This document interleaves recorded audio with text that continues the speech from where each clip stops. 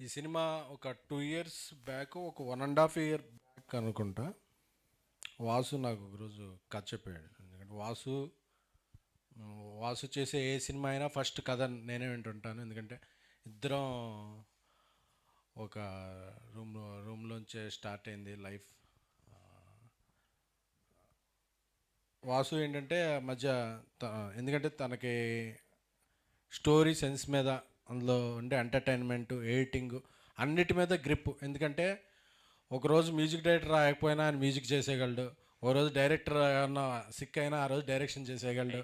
ఓ రోజు ఎడిటర్ రాకపోయినా ఆయన ఎడిటింగ్ చేసేయగలడు. ఎందుకంటే ఎవరు రాకపోయినా పని అయితే జరుగుద్ది, పని ఆగదు. ఎందుకంటే ఆయనకి అన్నిట్లోనూ గ్రిప్ ఉందన్నమాట. సో అలాంటి వాసు చేసిన ఒక 2-3 సినిమాలు కోవిడ్ టైంలో సరిగా అంచనాలను అందుకోలేదు. అంచనాలు అందుకున్నప్పుడు అందరూ కూడా ఇంకా వాసు అవుట్డేట్ అయిపోయిందేమో అతని కంటెంట్ ఇది అని విమర్శకులు అనేవాళ్ళు. బట్ దాన్ని తను ఛాలెంజ్గా తీసుకుని ఒకరోజు వచ్చి చెప్పాడు, అరే నేను మళ్ళీ ఒక సినిమా కొత్త వాళ్ళతో తీసి గట్టిగా కొడదామని డిసైడ్ అయ్యానురా. ఆ ఎఫర్ట్ అయితే పెడతానురా. నేను మళ్ళీ నేను కథను ఎలా నమ్ముతానో ఒక డైరెక్టర్ అయితే నచ్చాడు నాకు అని చెప్పి మనోడు వచ్చి కథ చెప్పాడు. ఆ రోజు చెప్పినప్పుడు మన ఇద్దరం కలిపి ప్రొడ్యూస్ చేద్దామని చెప్పాడు. సరే అని చెప్పి కథ అంటే నాకు కథ చాలా బాగా నచ్చింది. చాలా బాగా నచ్చింది. నచ్చితే లేదు వాసు ఇది బాగుంటుంది. ఎందుకంటే ఆ రోజు ఆ కథని ఈ విధంగా వస్తుందా రాదా అని చెప్పి ఎవరికీ నమ్మకం లేదు. బట్ వాసు ఈ కథను చాలా బలంగా నమ్మి అలా స్టార్ట్ అయింది. ఆ తర్వాత బేబీ రిలీజ్ అయింది, నేను హిందీ వెళ్ళటం, అలాగే తను ఈ సినిమాలో మూవ్ అయ్యాడు. వాసు ఫస్ట్ నుంచి ఒక కాన్ఫిడెన్స్గా ఉన్నాడు. కాన్ఫిడెన్స్గా ఉండి ఫస్ట్ కలిసింది నాని నితిన్ గారిని ఒక హోటల్లో కలిసి, ఇలాగా కథ ఉంటుందండి, దీంట్లో హీరోయిజం ఏమి ఉండదు, బట్ అన్ని క్యారెక్టర్లు ఇలా బాగుంటాయని చెప్తే ఆయన ఒక్క మాట కూడా ఇది చెప్పకుండా లేదని నేను చేసేస్తాను, నాకు మంచి కథలు రావాలంటే, అంతేకాని ఇందులో యాక్షన్ అలాంటివి నాకేం ఇష్టం లేని, కథలో నేను ఉండాలి తప్ప కథ నా చుట్టూ ఉండకూడదండి అని చెప్పి చాలా. ఎందుకంటే యంగ్స్టర్స్లో అలాంటి ఆలోచన సరళ అనేది ఉండటం చాలా మంచిది, కథలకు మంచిది. ఎందుకంటే మంచి కథలు వస్తాయి, వాళ్ళు ఉండే సినిమాలు మంచిగా ఆడతాయి. సో అందుకే ఇప్పుడు ఆయన లక్ ఏదో అంటే నేను నమ్మను. ఆయన ఆలోచించే విధానమే ఆయన సక్సెస్. ఎందుకంటే ఇలాగ కథల్ని, నేను కథలో ఇలా ఉండాలి, కథలనే చెప్పాలి అనుకోవడం. ఎందుకంటే ఇప్పుడు చాలామంది కథలను చెప్పాలనుకోవట్లా. సో కథను చెప్పాలనుకోవడం ఆయన సక్సెస్, కథలు ఎమ్మిడిపోవటం. సో ఆయనకి ఇలాంటి విజయాలు ఎన్నో, మరిన్ని విజయాలు రావాలి.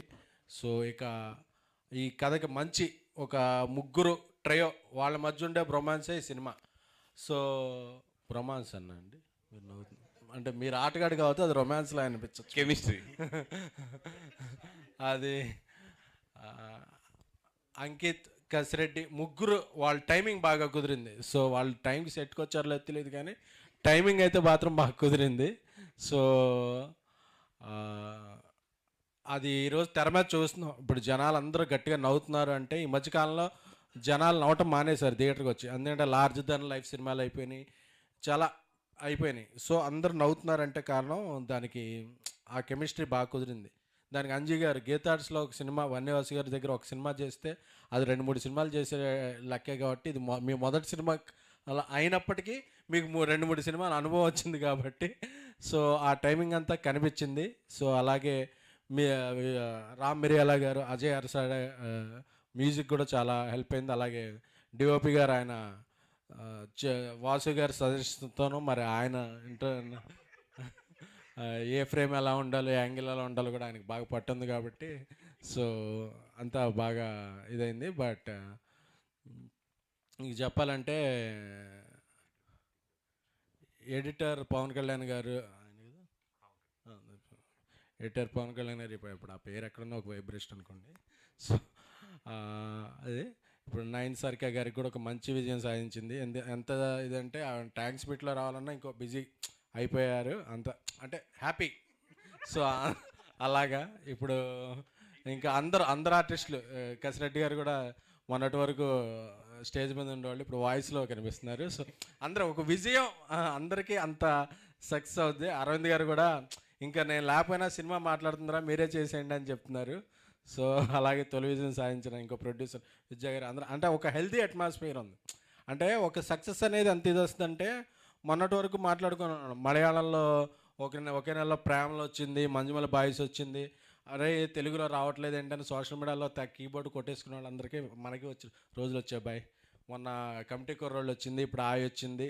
అలాగే ఈ నెలలో ఇంకా రాబోయే రోజుల్లో మంచి మంచి సినిమాలు వస్తున్నాయి. అంటే ఒకే నెలలో అంటే ఒక రెండు పెద్ద సినిమాలు ఆడటం విశేషం కాదు, కానీ స్టార్స్ లేకుండా కథే స్టార్గా రెండు సినిమాలు ఆడితే మళ్ళీ ఇండస్ట్రీకి మళ్ళీ ఒక ఇది స్టార్ట్ అయినప్పుడు అందుకని మనం ఎప్పుడు వేరే లాంగ్వేజ్ సినిమాలు చూసి అబ్బాయి అనుకోకర్లేదు.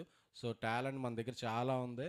సో అలాంటి సినిమాలు వచ్చినప్పుడు మన ఆడియన్స్ ఇంకా బాగా ఆదరిస్తారు. ఎందుకంటే సింగిల్ స్క్రీన్ కల్చర్ మిగతా స్టేట్స్లో అంత ఉండదు, కానీ మనకి చాలా ఎక్కువ. సో ఆ సింగిల్ స్క్రీన్లో ఆడియన్స్ ఎంత ఎంజాయ్ చేస్తున్నారు, మల్టీప్లెక్స్లోనూ అంత ఎంజాయ్ చేస్తున్నారు.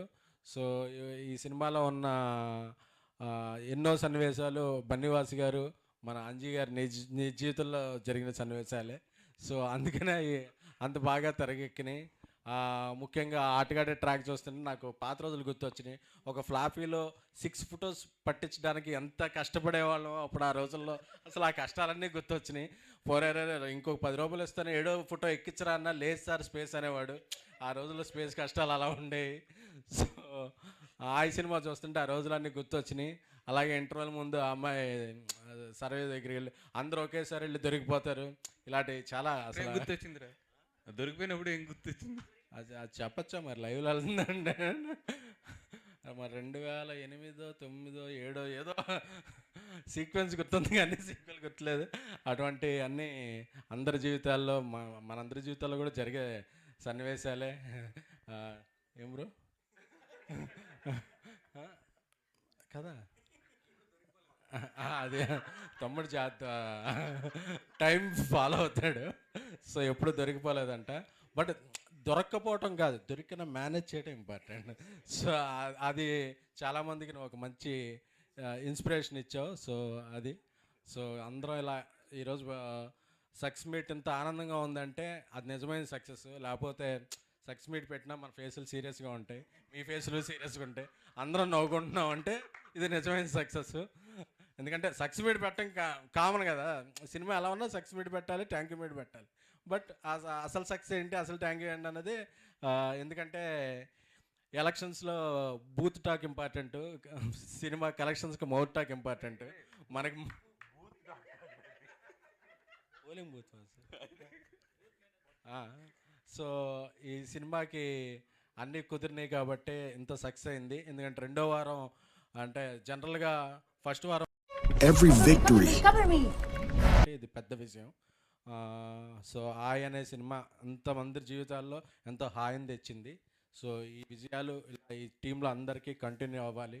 సో ఆ రోజు అరవింద్ గారు, వాసు ఆ రోజు గుర్తుపెట్టుకుని ఈ సినిమాలో నేను చేయలేకపోయినందుకు ఆ షేర్ మాత్రం ఫ్రీగా వాడేసుకోకుండా ఆ షేర్ ఏదో పంపించేస్తే సో అది స్నేహానికి ధర్మం చేసిన వాళ్ళు అవుతారు.